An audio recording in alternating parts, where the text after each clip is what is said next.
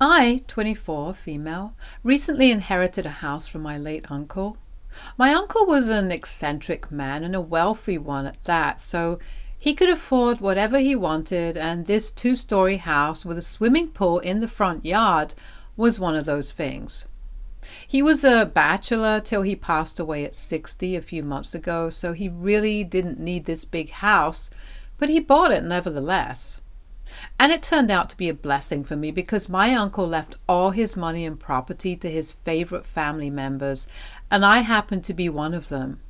I inherited $75,000 and this house, while a few others split the rest of the money and whatever other assets he had. I moved in here 2 weeks ago and haven't completely finished unpacking yet, but I already love this place. My parents know that I've moved into my uncle's place, and I even invited them to check my new house the day after I moved in. My mother brought her stepdaughter, 16 female, along with her, which was a little weird because I'd asked only her to visit, but I didn't mind since it's not like I hated the kid. I didn't particularly like her because her behavior around me was really closed off and curt, even though I'd been nothing but nice to her. My parents are divorced and have been for the last 20 years. They separated when I was 4. My parents continued to remain on good terms as they co-parented me growing up. They didn't have a messy divorce, and as far as I know, they separated because they realized they were incompatible, but stayed good friends. So I had a good relationship with both my parents growing up, but my mother remarried a couple of years ago, and she's been distant ever since. She'd been dating her now husband for 2 years, and I'd met him several times and we'd been civil, so I didn't really expect my mother to suddenly distance herself from us after her wedding. But I tried not to feel too bad about it because she had a new family now and would obviously want to devote more of her time to them now that I was a grown-up and could deal with my life on my own. My dad remains single, and as a result, he's the one I've been spending more time with for the past couple of years. So now I'd say that I'm a lot closer to him than I am to my mother. But this house was an important milestone that I wanted to celebrate with both my parents present. My mother's behavior was really awkward and nothing like the past because she, just like her daughter, was putting on the same curt behavior as if we were all meeting for the first time. She wasn't as relaxed as she used to be, but I couldn't address it without making things even weirder, so I just had to deal with it. In the past couple of years, I'd only been able to meet my mother a handful of times, mostly on the holidays, and she still did seem relaxed and fun to be around even though we were meeting after a really long time. But this time, it just wasn't the same, and I suspected it must have been because of her stepdaughter's presence. I wasn't sure of it, though, so I didn't bring it up later with her either. My dad had only good things to say about the house, and said that it was perfect for me, and my mom agreed. I was pleased that they liked it, and even said that I'd like to host Christmas at my house this year. My dad was really happy. But my mom and her stepdaughter just pursed their lips and sat there silently. I could tell that something really weird was going on with my mom even then, and I should have probably foreseen what was to come. About a week ago, I was asked by my company to attend a meeting a little out of town. The location of the meeting was a 7-hour drive away from the city, and I was skeptical to leave, but my boss was insistent that they wanted nobody else but me to deal with this client. So I agreed, eventually, since they offered to let me stay at the hotel. The meeting would be held for the weekend, so I was getting a free vacation out of this short business trip as well. The only reason I'd been skeptical to go on this trip was because I had a really important package, a rare collector's edition game, arriving on the day I was supposed to leave, and someone needed to be there at my house to receive it, or else it'd go back, and I couldn't let that happen since I'd had to wait for ages for it to be delivered already. If it went back, I might have had to wait for a really long time again. My boyfriend and I are going to be celebrating our 3rd anniversary in 2 weeks, and I needed his gift to be ready, so it was very important for me to receive the package on time. My first thought was to ask my dad to be there at my house to take it instead, but unfortunately he'd been out of town for the weekend as well and would only return 6 days later since he's taking a trip to the beach with his friends. I couldn't ask my boyfriend because it was his gift and I wanted it to be a surprise. I'd asked a couple of my friends, but the timing wasn't working out for any of them. I was on the verge of giving up and was going to ask my neighbors to watch out for the delivery, which would be kind of awkward because my neighbors were mostly unfriendly and cold middle-aged corporate professionals who already didn't like me much because I didn't exactly fit into this neighborhood. I was too young, is what my dad explained to me when I asked him why they were all so weird towards me. With no other options left, it appeared that I would have to go to them for help anyway and have to deal with the awkwardness. I didn't want to ask my mother either because I already knew that she'd say no and make up some excuse. And frankly, after the last meeting that we had, I didn't want to ask her either. It had been weird enough and I really didn't want to bother her, but surprisingly, she's the one who chose to call me instead. My mother and I used to talk on the phone a lot before she got married again, but after that, she'd pretty much stopped calling me unless she had a reason to. So I waited for her to get to the point, and eventually she asked me if I'd be willing to vacate the house this weekend and let her use it for her book club meeting for just one day. She promised me that she'd even pay for whatever I needed to go that day, but she just wanted the keys for one day since she was supposed to host this weekend, but her husband was going to be home on the day that they were supposed to meet. Coincidentally, it was the day that my boyfriend's gift was supposed to arrive, and I was supposed to go on the trip, so I immediately said yes. It didn't seem very fishy at the time because my mother had been a part of a book club for a really long time, and my house was just a little outside of her neighborhood anyway. I was just thrilled that I could go on this trip without worrying about the package and agreed to let her stay at my house for the weekend, and I wouldn't have to vacate the house as such, either because I'd be out anyway. So it worked out well for both of us, and 2 days ago, I finally handed over the keys to my mother at around 1 in the afternoon and started on my journey. The client was a weirdo and had scheduled the meeting at 9, so it didn't make sense to leave early. It was a 7-hour drive and I was fully prepared to unwind on the drive and also utilize the spa at the hotel the next day. But around the 5th hour of my drive, my boss reached out to me to inform me that the client had cancelled since he'd had a terrible allergic reaction to something he'd eaten a few hours ago and was currently in hospital. I was obviously really annoyed, but there was nothing much that I could do at that point, so I decided to stop at a restaurant for some food and to contemplate what to do next. The company wanted me to go back home because obviously they didn't want me to stay at the hotel on their money since the client had rescheduled the meeting for the next weekend. While eating, I decided to check what was going on at my house and test the new CCTV cameras that I'd installed in every room. I could access them from wherever I wanted to, and I had them installed just a few days back, so I wanted to check how well they were working now. To my surprise, I saw that instead of just a couple of women in their late 50s sitting and discussing books in the living room, my house was jam-packed with a bunch of kids. Teenagers, to be exact. And not just in the living room, but every damn room was overflowing with teens. I didn't count, but I was sure that my house was overrun with at least 100 kids.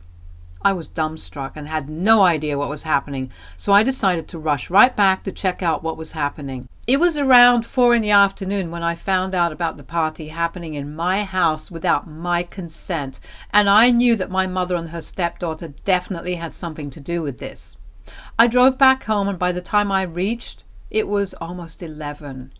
I could hear the music from a block away, and when I finally reached there were kids drinking beer and chilling in the yard. My stepsister had thrown a full-blown rager in my house without even asking me first, and I was pissed. As soon as I opened the door, it felt like all my senses were being attacked at once. The music was ear-splitting, and it was a miracle that nobody had called the cops yet. The house reeked of cheap beer and sweat, and I was struggling to get through the throng of teenagers all dancing or making out or just standing there vaping. It took me a while and earned me a lot of odd looks from the kids while I made my way from room to room, checking for my stepsister. But I finally found her in the secluded bedroom on the second floor. She was sitting on the floor there with a couple of her friends drinking beer out of a cup and giggling like an idiot. Then I saw that she had her feet propped up on a pillow that she'd definitely taken from my bed, and I obviously just lost it. She'd seen me standing in the doorway but had just ignored me and gone back to talking to her friends, but I wasn't about to let her ignore me like that, especially when she was in my house. So I grabbed her by the arm and lifted her to her feet and told her that she and her friends needed to clear out right away or else I'd call the cops on them. Thankfully, she wasn't too drunk and could stand on her own, so I didn't need to hold her up for much longer. That little brat had the audacity to argue with me and said that my mother had said that she could have the place for the day, so I had no right to interfere or kick her out. Lucky for me, this house didn't belong to my mother, it belonged to me, and I had the paperwork to prove it as well. So I told her that, and she could either make herself scarce right then or I really would call the cops. And even if I didn't, one of my cranky old neighbors definitely would. Thanks to their ear-splitting music, after some arguing, a few of her friends seemed to be intimidated by the idea of having the cops pay them a visit, because after all, they'd all been drinking heavily and most, if not all of them, were underage, so they could get into serious trouble for it. Within half an hour, they'd cleared out, and once they were all gone, I decided to contact the person responsible for all of this. I called my mother up and gave her an earful for taking undue advantage of my trust. I told her that I just had to kick out a bunch of teenagers from my house because her stepdaughter had decided that it was okay to throw a massive high school rager in my house in my absence without even asking me first. All thanks to her.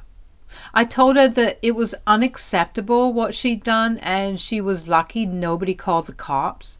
But instead of apologizing to me, she started arguing with me and told me that I'd overreacted and ruined my stepsister's birthday party.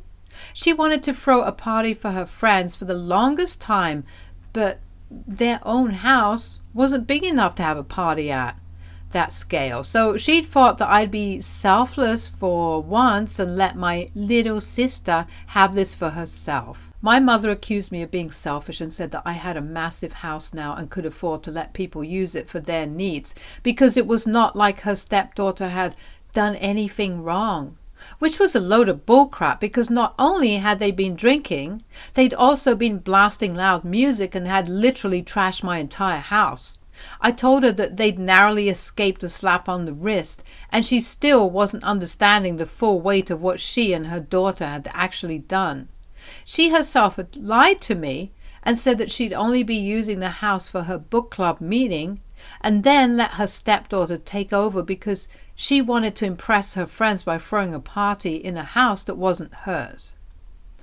The least they could have done was at least ask for permission first, but my mother said that even if she had asked first, I most certainly would have said no because I never liked my stepsister. That's what she's concluded from our previous visit and all the years before that. And obviously that's not even true because, like I said before, it was my stepsister who always acted really weird and cold around me. Not the other way around. I tried to be nice to her, but the efforts were always one-sided, and I'm not going to waste my time trying to win over an arrogant child. This argument with my mother went on for quite a while, but then I ended it by saying that now she was the one who had to pay for or arrange the cleanup because my house had been totally trashed by her daughter and her friends, and there was no way I was cleaning up after them all by myself. It was a huge house, and I didn't have the energy to do it all on my own anyway. But she refused and said that since it was my house and I'd been selfish enough to kick my stepsister out and embarrass her in front of all her schoolmates, now I could deal with the trouble of cleaning up my house on my own too. Then she hung up before I could argue and blocked me everywhere. By then it was pretty late in the night, but I was furious at the way I was being treated, so in the heat of the moment, I decided to call her husband and told him the same thing. I then demanded that they pay for the ruckus that their daughter had caused immediately, and her husband, thankfully, was reasonable enough to cough up the money.